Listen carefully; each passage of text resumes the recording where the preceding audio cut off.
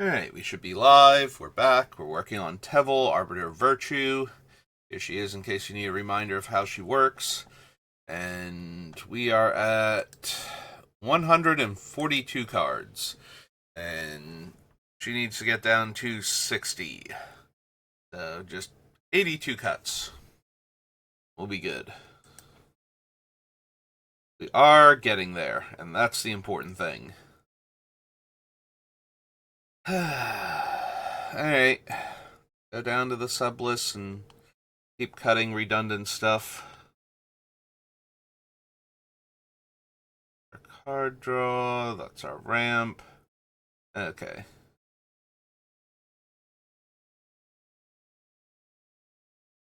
So the ramp is entirely fine. Once Teval is down, we have tons of mana coming from her, so... Or should. So we don't really need much after that. Just a little bit to get her down, maybe a turn or two earlier. Or to be able to cast a spell on the same turn we get her down because we have enough things in the graveyard. If anything, I'm more concerned about early self-mill than cheap mana ramp for Teval.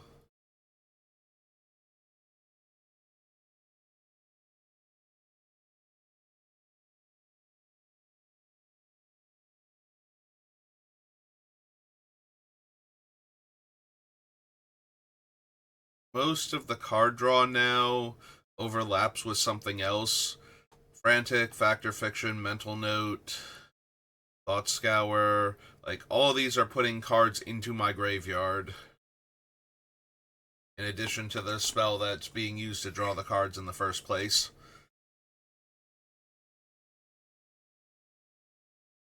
Three Steps Ahead is also a counterspell or a way to make a token copy of something. Chalk Outline gives us creatures and clues when I exile creatures from my graveyard, which we're going to be doing a lot of.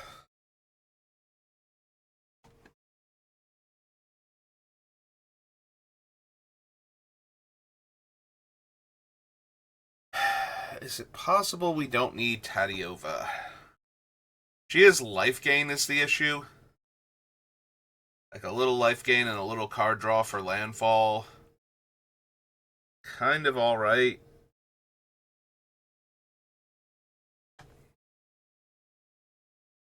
But I'm wondering in the context of the deck if she is still good enough. Possible I lose Will of the Temur.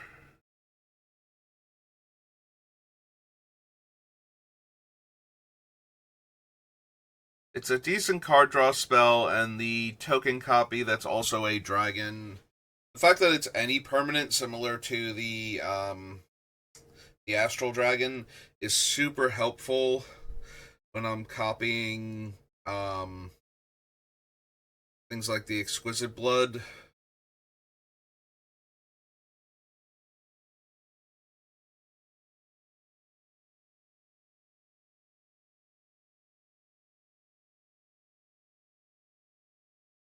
The Lord of Change, but that thing's also a great reanimator target. It can still be Sakaran Infiltrator, but I'm very entertained by that thing being exile 2 cards from my graveyard, draw a card when I'm casting it.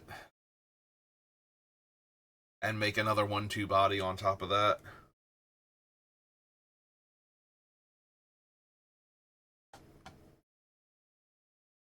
Drain, Force of Will, Just Deed.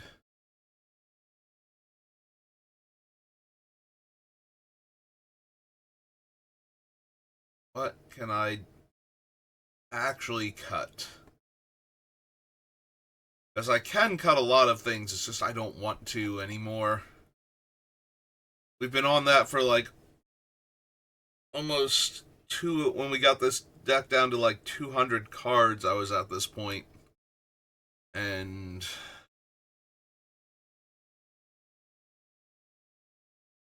any and every one of these things has its spot in the deck. I don't have room for everything, so some stuff just has to go. And with each pass, it's like, okay, like, start to pry one or two more cards. Like, maybe Deadbridge Chan isn't good enough. It mills a lot of cards, and then it randomly gets things back, but the biggest thing is that it's milling a bunch of cards so that it is random, but if we exile enough cards and it stops being random.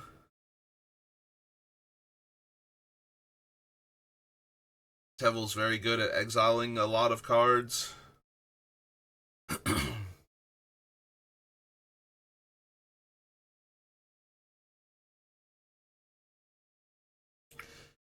I think the biggest thing against it is that it is a 6-drop.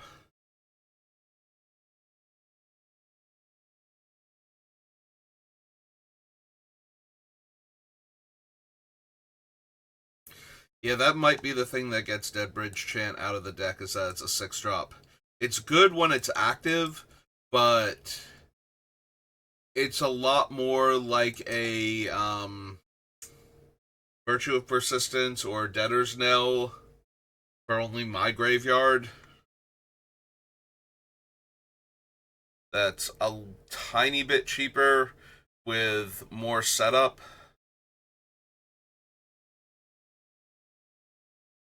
Yeah, maybe Deadbridge Chant goes.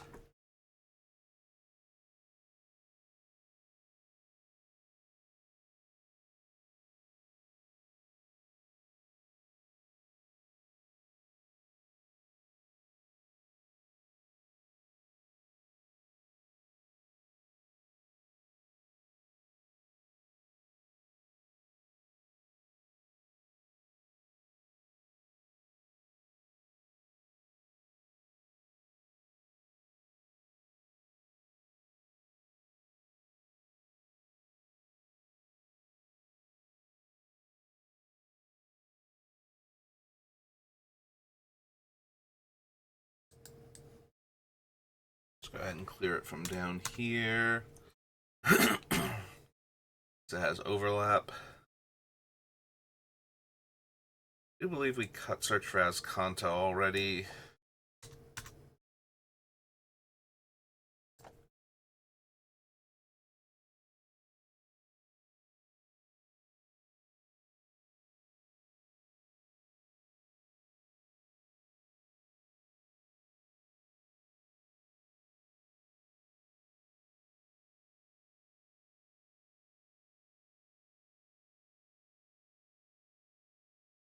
We cut Lumra too.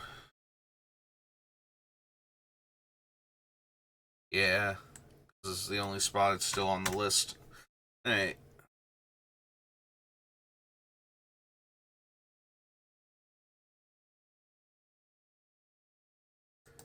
Got Dredgers.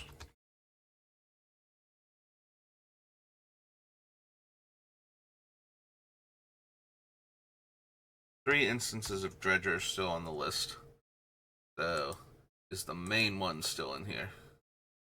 Looks like it is. Okay, so I did not cut that one yet.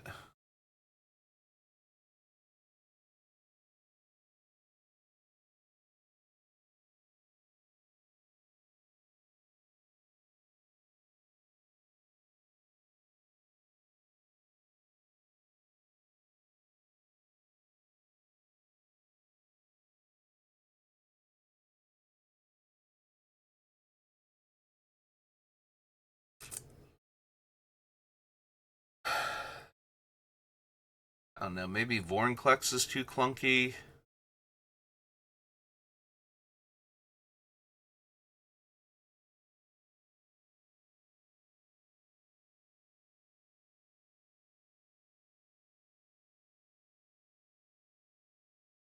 I can kind of see that. I'm really excited about the whole Mill 10, put a whole bunch of counters on my stuff, then give them the ability to fight, because giant lifelinking Teval is one of those things that's like, okay, that gives me enough life gain that I'm really comfortable just casting a bunch of spells afterwards and taking the huge damage hit. But Maybe we just have to rely on our other life gain things. Because it does take a whole lot of setup. Like, first Vorinclex has to come down, then I have to find time to flip him. You know, because I can't discount his flip cost. And then we mill a whole bunch and put 2 things into play. Then we put the counters on. Then if every giant creature I now have survived till this point, then we get to fight. Yeah, that is a lot of turn cycles. It's powerful, but there's a lot of time for things to go wrong mixed in there.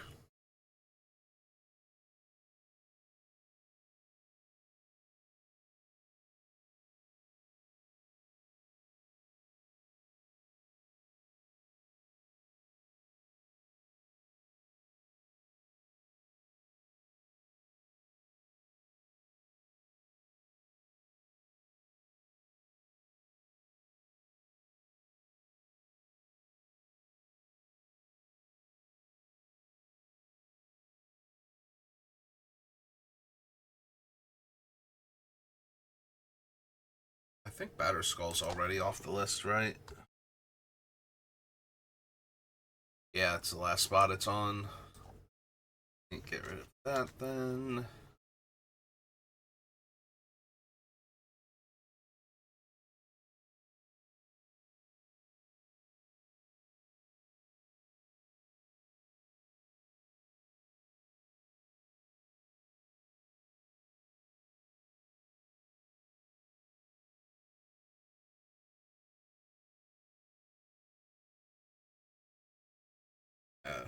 Pretty sure Henrica's also off the list.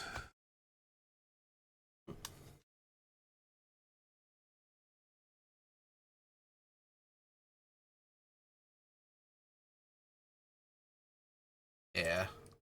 The only 2 instances are her name on both sides.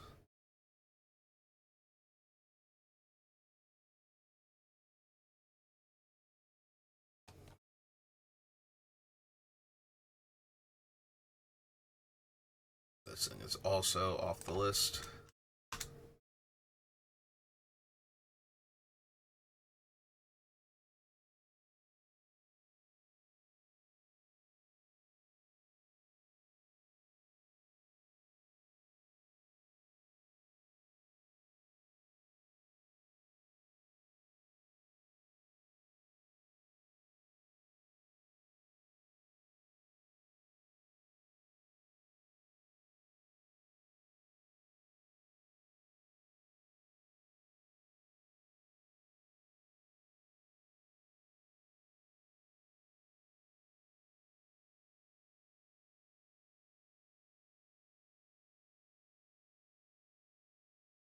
Alright, so after all of that, I've got 2 more cards.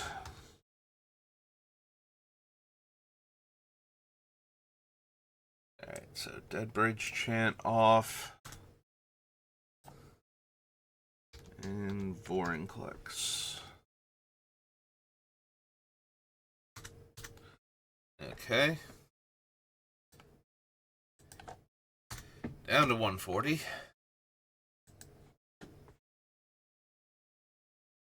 $80 more cuts to go.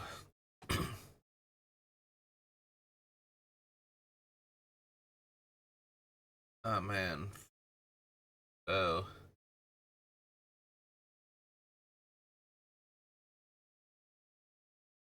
Yeah, I don't know. I was doing weird math in my head, and it's like, so if that's 80 more cuts, and we cut 5, that's 75, and it's like, that's halfway there. And it's like, no, you need 60, you idiot. What are you doing? Where are you getting these numbers from? Even while they're like popping into my brain, it's like, oh, we're that close. It's like, no, that's not right. The math is not working out for that one.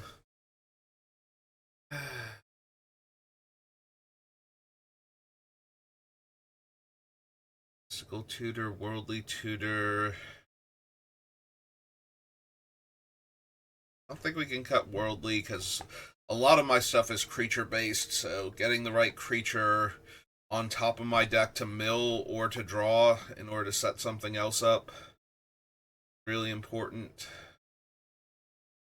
If anything, I don't have as many instants and sorceries, but we do have enough top end ones where when we're ready, like grabbing Expropriate or Time Stretch, just end the game.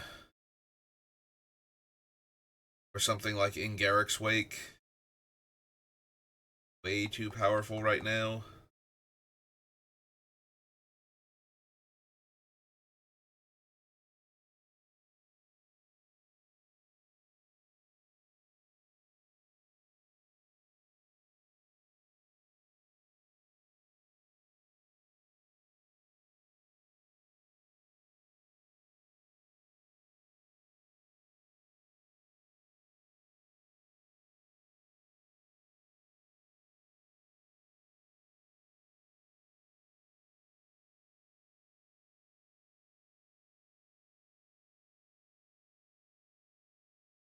Yeah, I'm not prepared to cut Mindslaver yet. Way too much damage you can do to an opponent.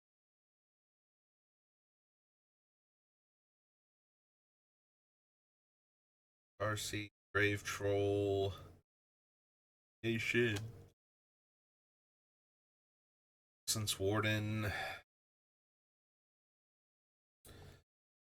I don't know, maybe the Essence Warden is too low impact. We are able to make a lot of bodies, though, potentially, from all of our various enchantments that care when a creature leaves the graveyard, or a card leaves the graveyard, depending. There are a few other things that aren't enchantments that also do that, like the other Teval, but for the most part, they are non-creature based, which means a Wrath that isn't, Farewell or similar doesn't get rid of the ways to make new ones. It will, of course, kill the Essence Warden at that point, but at least we've gained a bunch of life from it.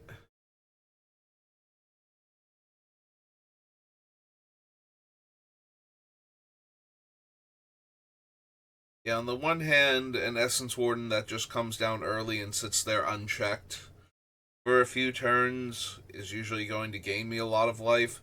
On the other hand, a late game Essence Warden is kind of a bad draw with all the other stuff this deck can be doing.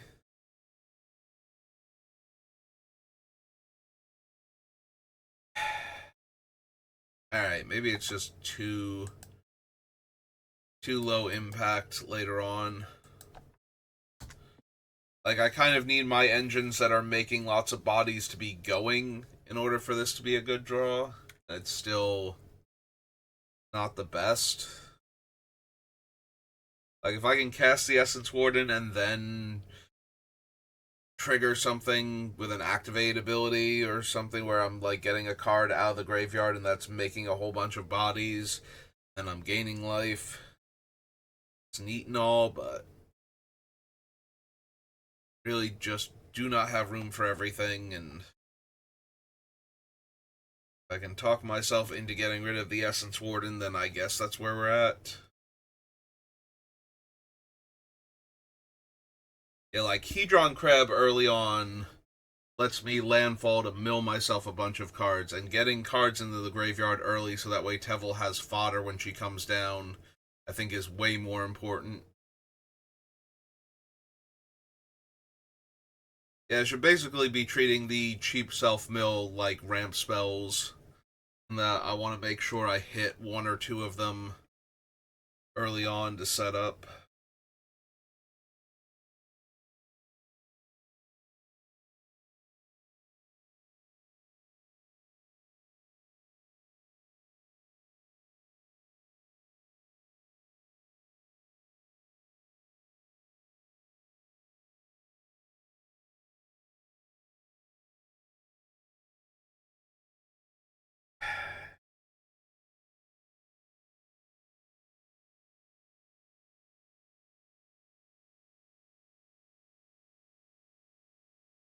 AB Metamorph is just too generic in the deck. Like, we have a bunch of decent things to copy, but nothing that it can copy that's insane. Like, an extra Archon or an extra Woodfall Primus is incredibly powerful, but not backbreaking. And copying, like, what are the artifacts we can copy that would be really scary? Like Alhamret's Archive. We can't copy the Shadow Spear because it's legendary. So, and Whip and Bow are also legendary. So we can copy things like Basilisk Collar to give a second creature lifelink and death touch. We can copy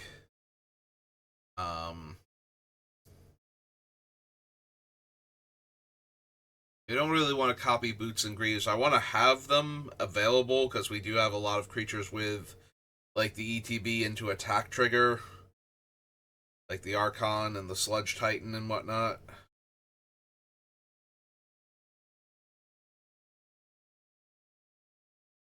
Plus, we just want to be able to attack with things as quickly as possible anyway, so yeah.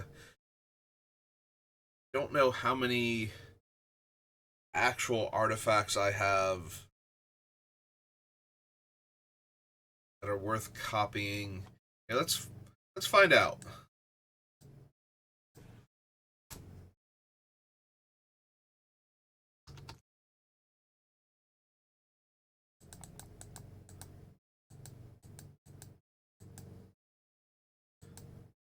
O-rings, kind of whatever. Scroll Rack, not super helpful to be copied. Lightning Greaves, no. Mindslaver, maybe. O-Stone, no. Well of Lost Dreams is redundant. Crucible's redundant. Top just lets me top swap and then recast it as something else. Minion Reflector would be fine, because then one of my non-token creatures entering means I can pay 4 to make 2 copies of it. Till end of turn with haste. Essless Collars, whatever. Mirror Work, same thing as Minion Reflector, but for artifacts. Soul Conduit. That's 12 mana I need to have available to activate both of them. That's legendary, that's legendary. Can grab it back with Emery if it's relevant. Shadow Spear's legendary.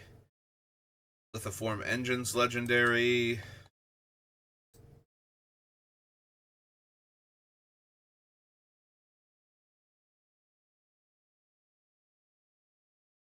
Archive would be incredibly powerful. Arcane Signet's kind of whatever.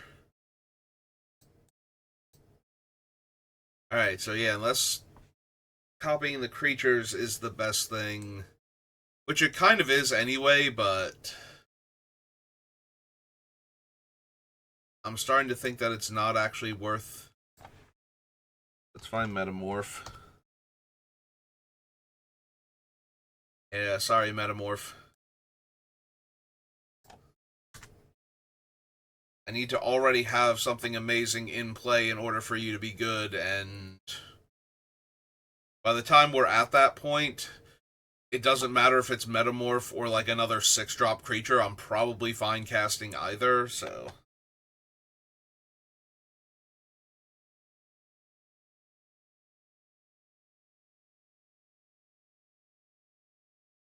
Alright, now for Bow of Nylea. So it made it onto the list because all of its modes, except for the deal 2 damage to a flyer, are good in the deck. Like, putting counters on Teval is good, or any of the other lifelink creatures. Putting 4 cards from my graveyard on the bottom of my library is good if I need to not deck out randomly, which the deck is certainly capable of milling the entire deck and exiling a huge chunk of it. So, being able to put cards back is helpful. Also, when we had Dead Bridge Chant on the list, being able to put cards back that we didn't want to get randomly hit would have also been helpful.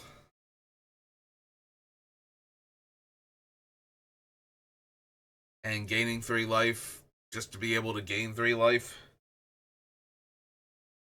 can be good, but I'm not sure any of the abilities are so strong that we need them anymore.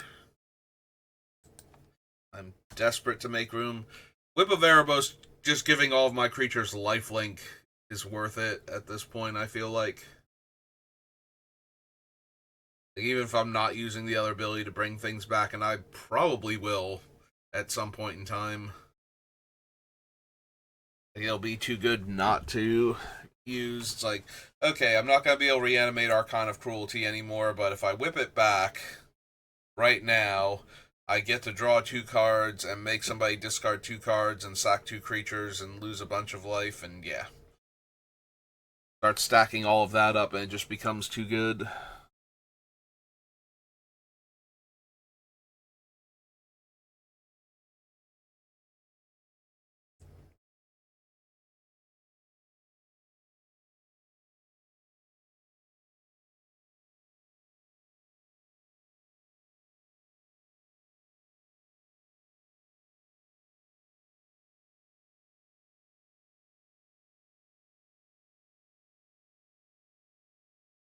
Yeah, still want to keep those. And that I can't talk myself into seriously considering getting rid of them right now. I want to keep everything, but there's some stuff if I try, I can talk myself into letting go.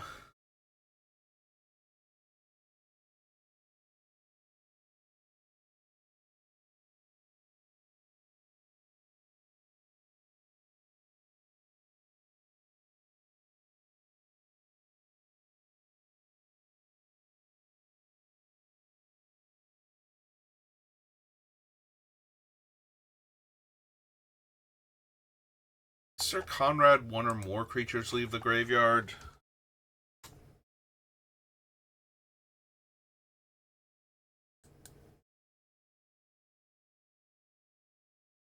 Okay, so if I exile multiple creature cards from my graveyard, Conrad's gonna ping my opponents for each of them. So yeah, I kind of want to keep him then.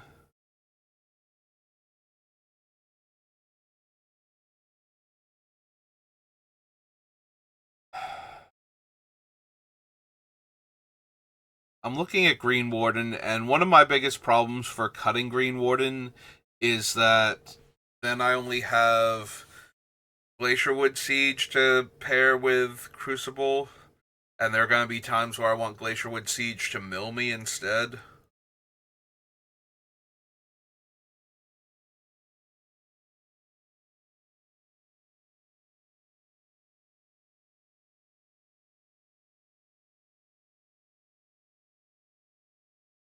I also did cut a bunch of the. So, my landfall triggers right now are Tadiova to gain a life and draw a card, Courser of Crewfix to gain a life, and um, Primeval Bounty to gain 3 life. Like, all the other landfall cards, I think, are gone. Those are the triggers it's doubling up on.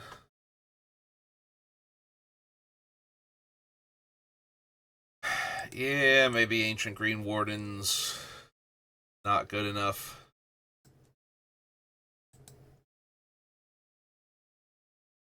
The form.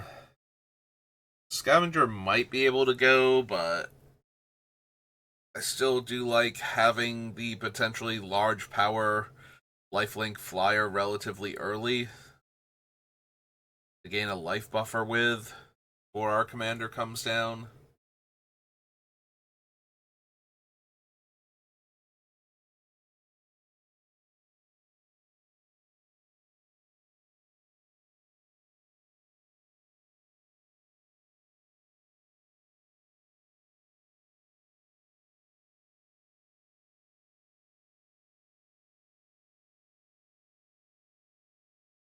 Yeah, I'm not prepared to cut it yet.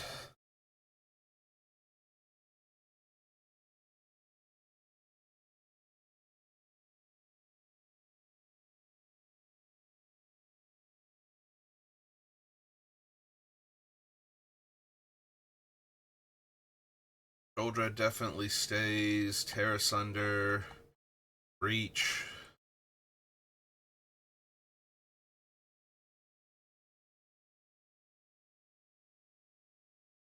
Want to keep Storm. Aftermath Analyst is decent.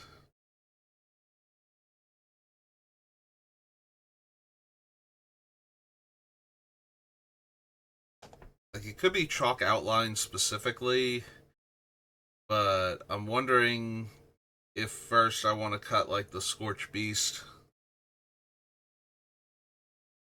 Because I do mill myself, but I don't mill myself a ton.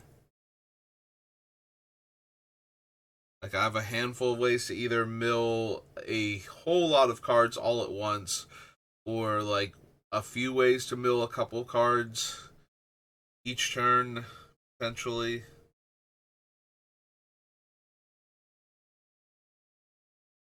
I guess I'm more inclined to keep something like the chalk outline, where I'm definitely going to exile cards. Some of them will be creatures.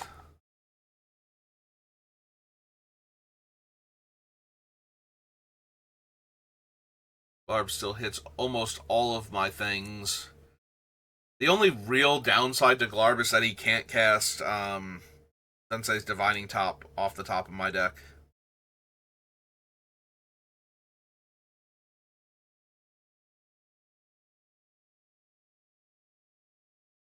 So I can't top swap with something that he can't cast and then replay the top.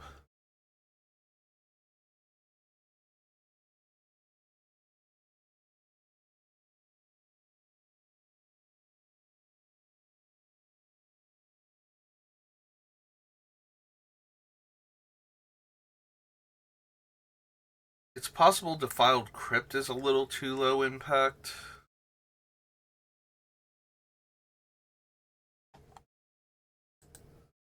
Since it's only once per turn.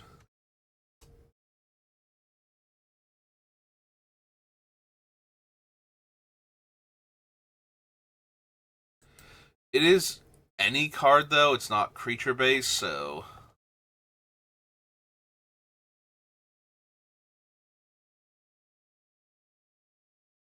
But it's also only one horror no matter what.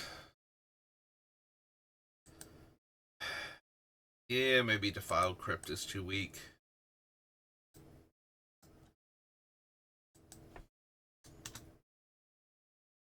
Compared to, like, all the other stuff that we have.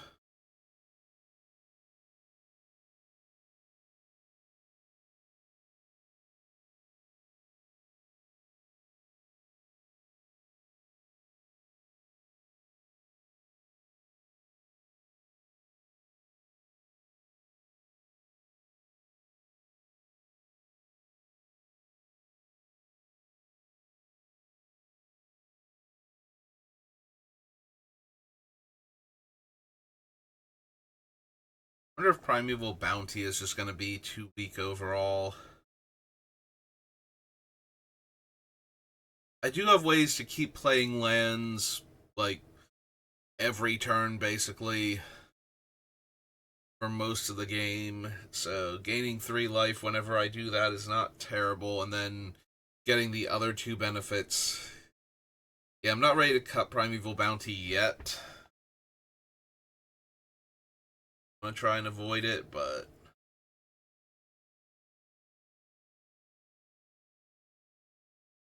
see if that one keeps coming loose, or if it's one of those things where it's like, yeah, no, it's gonna stay.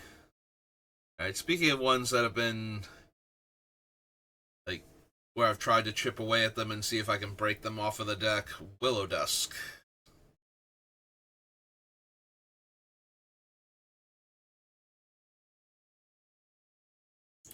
I think the biggest problem with Willow Dusk is that I'm not getting the counters before I've dealt damage to the opponent. So, while I can certainly gain life or lose life, I guess the biggest thing is that I can lose life before attacking with Teval. Like, if I cast a spell and take the hit, I can then use Willow Dust to put that many counters on Teval and then gain back the life.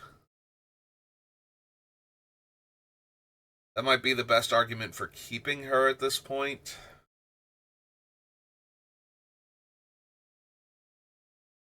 Because I can't gain life off of Teval or something and then put counters on it with Willow. Well, I can, but it's post-combat now. Because I already attacked and gained all the life and whatnot, so... So at that point, Willow Dusk is taking an entire turn cycle to do anything relevant after having to take an entire turn cycle if she didn't have haste just to become active. And saying that out loud pushes her back towards cuttable. Yeah, I think I've spent enough time feeling like I can almost cut her that probably should.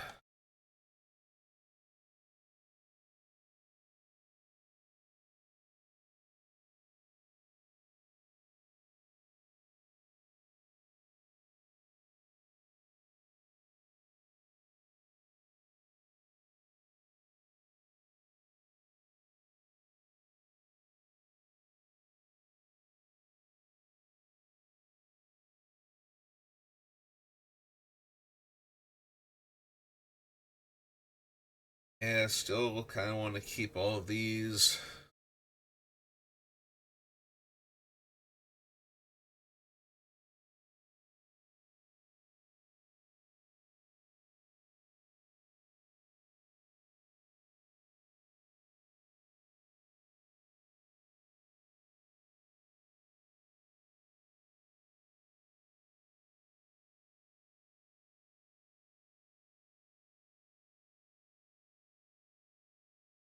Off of my computer screen, the bug.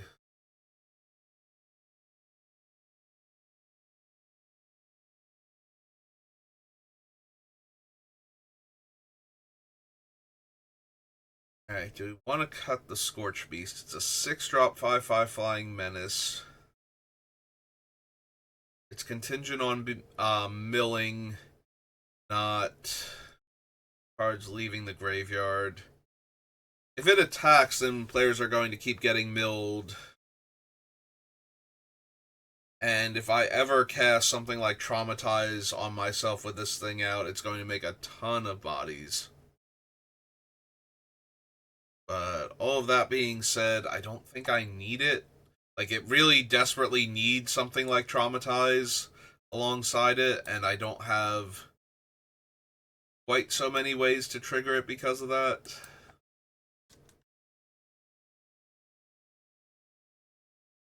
Seven cards.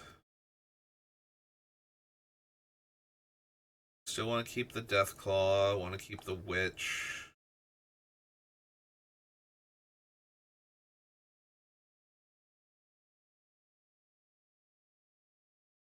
Who's still fine? Sludge Titan.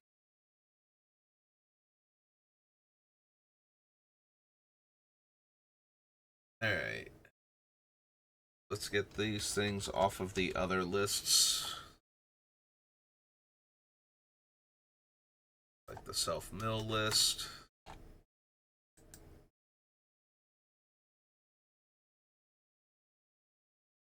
Oh, the big payoffs list, yeah, because it's a 6-drop.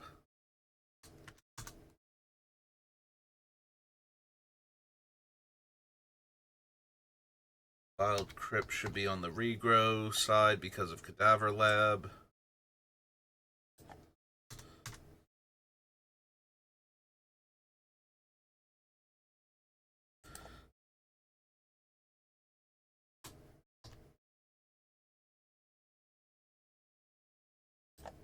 Life Gain sublist and Recursion sublist.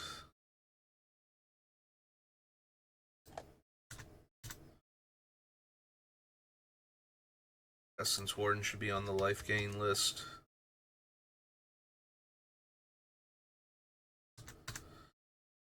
Real quick, copy this because I think we were on 7.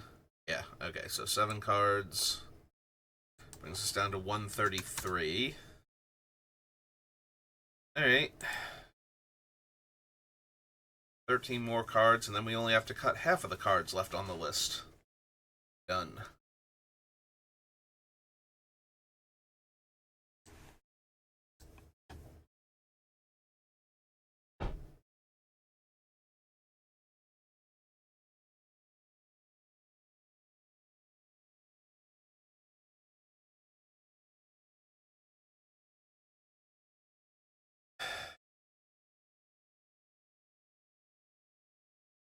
Can I cut Will of the Temmer? scroll back up to my card draw.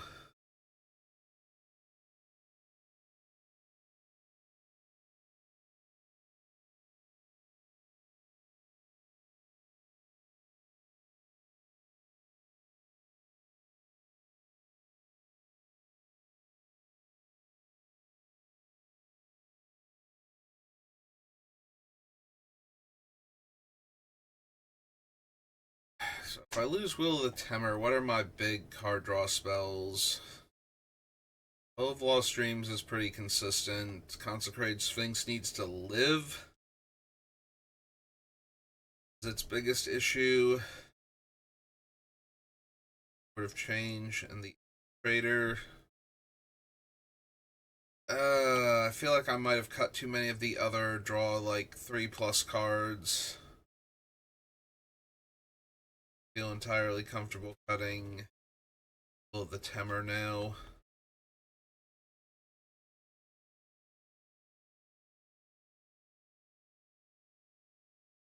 Like everything else still on the list is like a card here or a card there. Like pretty consistently an extra card in some cases. Like between Up the Beanstalk and Tadiova, it's hard for me to draw stuff that's not drawing me cards. Because half my stuff is so expensive and the other half is land. Like a 10% margin for error in the stuff in the middle there.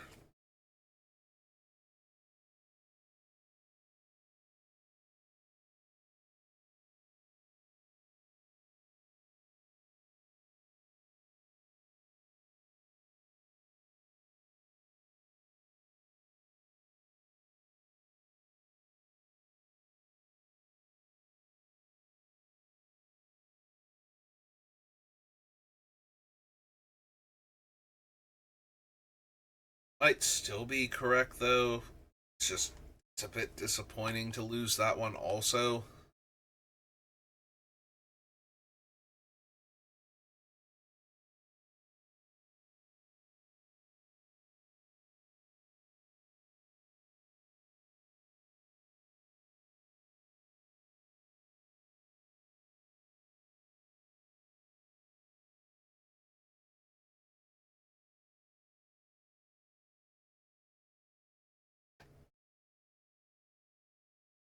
Alright. Anything else come off of the removal list?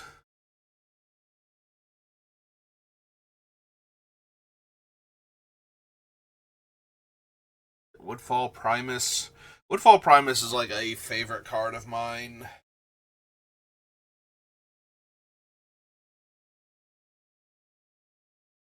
Maybe we have better things to reanimate. The problem is even if we have better things to reanimate, it's a very resilient threat. And if the opponents don't have exile effects, it's not something they want to just kill. Especially if they think they have the best non-creature permanent.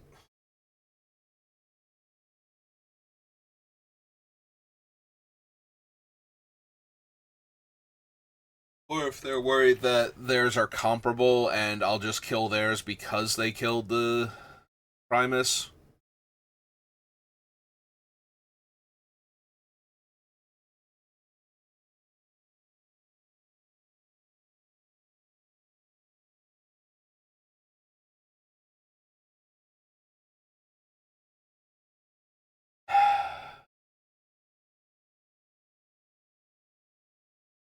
Alright. Maybe not. Not yet, anyway.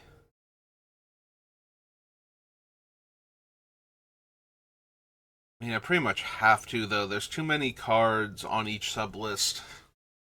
We do not have room, and that's without taking into account random things like tutors and whatnot. Just good cards that go into the deck in general that don't quite fit any of the sub-list categories.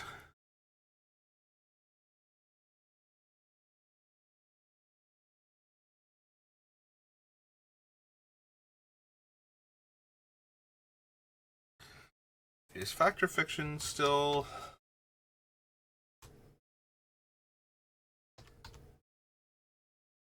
Okay, Factor Fiction is still on the list, but it's not. Oh, it is still under card draw. Kind of glossed over it under the card draw section, and when I saw it as part of the self mill, because it kind of also is that you cast it, and more than likely at least one additional card is going to the graveyard, in addition to the Factor Fiction itself, and usually like two. So.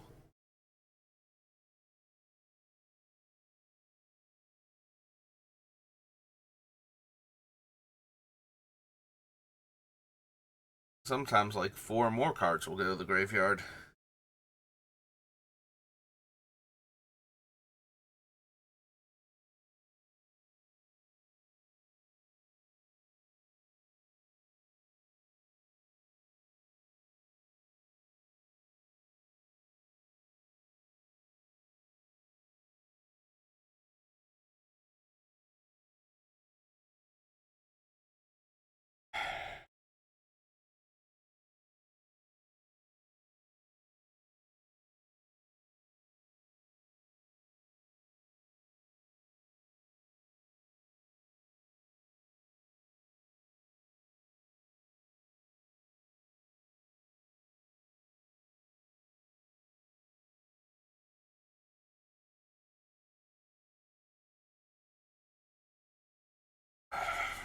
Hmm.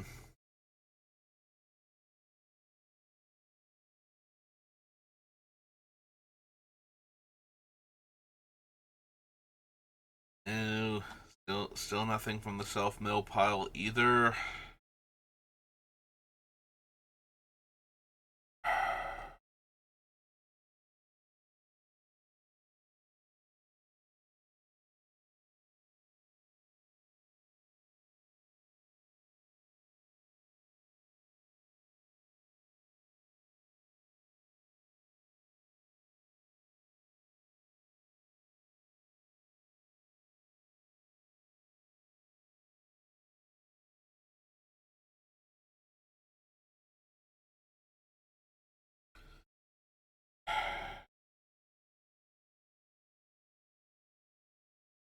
Yeah, I'm just not seeing anything in the life gain section either.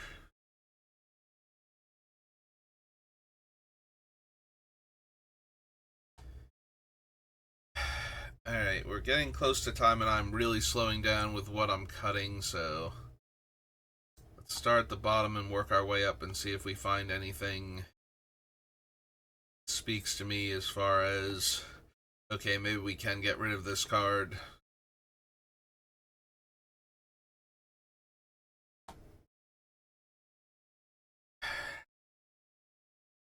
Alright, let's loosen the bricks a little bit on which of the moors do I actually need this thing. It only has to live until my end step.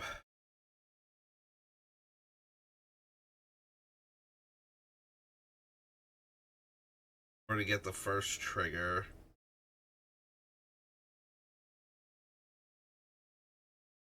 Maybe. But I'm really not thrilled by it.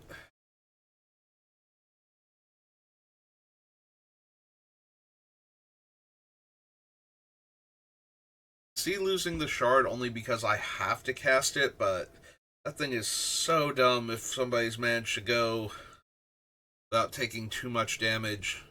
And if somebody loses 15 life and I gain 15 life, that's already pretty good, and even 10 life. Like, if we're already halfway there, I gain 10 for having cast the 8 drop, that's not bad.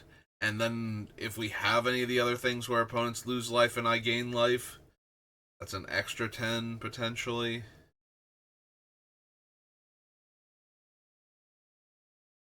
Yeah, I think if we cast it like once somebody's down to like, you know, actual 10 life or something, and even then making them lose half their life there and deploying an 8/8 flyer means that they're probably going to die.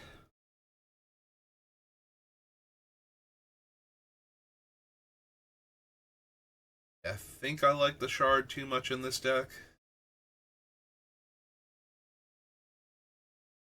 It's possible it still goes, only because I have to cast it from my hand to get the effect. Like, if I reanimate, it's just an 8/8 flyer. There's a lot of my other things, if I reanimate them, they are actually fully functional.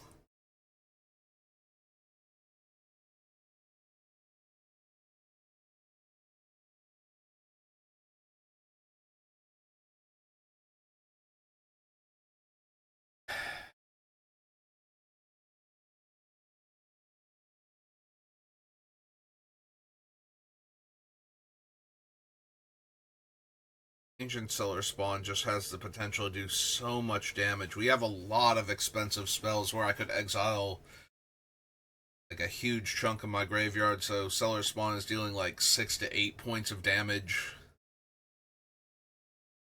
a lot of the time.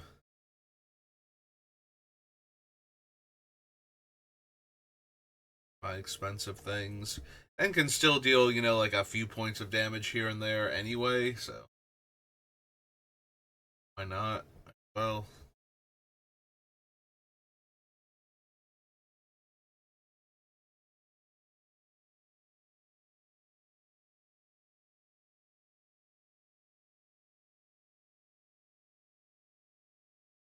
yeah, I still like 6 too much. Being able to discard a land to recast one of my milled permanents and then probably still being able to play the land afterwards. And that's assuming that 6 can attack and is just in his enchantment mode effectively.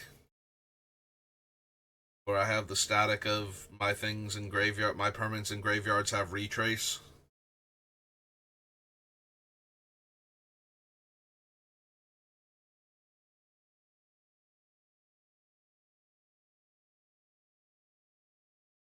Yeah, not prepared to lose any of these yet.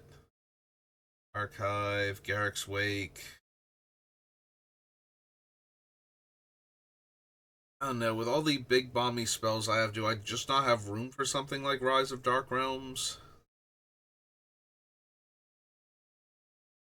Like, I can definitely reanimate my own things in order to get their effects back. Do I cut Rise because I can't, or because I'm not? Not because I can't, but because I'm going to either have my big creatures back or have exiled them for value already. Like, yeah, maybe Rise of Dark Realms, as big and splashy as it is not the best thing. Plus, my deck will encourage players to exile graveyards anyway. Alright, we're at like 53 minutes. I think. Yeah, the idea is that the Rise of Dark Realms actually encourages. Well, Rise of Dark Realms is bad because my deck encourages players that have a exile all graveyards or exile each opponent's graveyard type card to like have already popped that anyway to slow me down. So that will mean everybody else's graveyard is also empty. Drowsy, Misterized Village. Yep, okay.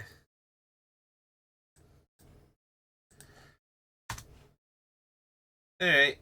So, yeah, it's going to do it for me for right now. Depending on what midweek magic is, might be back on later tonight doing that. But if not, yeah, I got nothing. Maybe some Slay the Spire. I don't know. We'll have to see. So thank you for watching, and I will see you next time. Have a good rest of your day.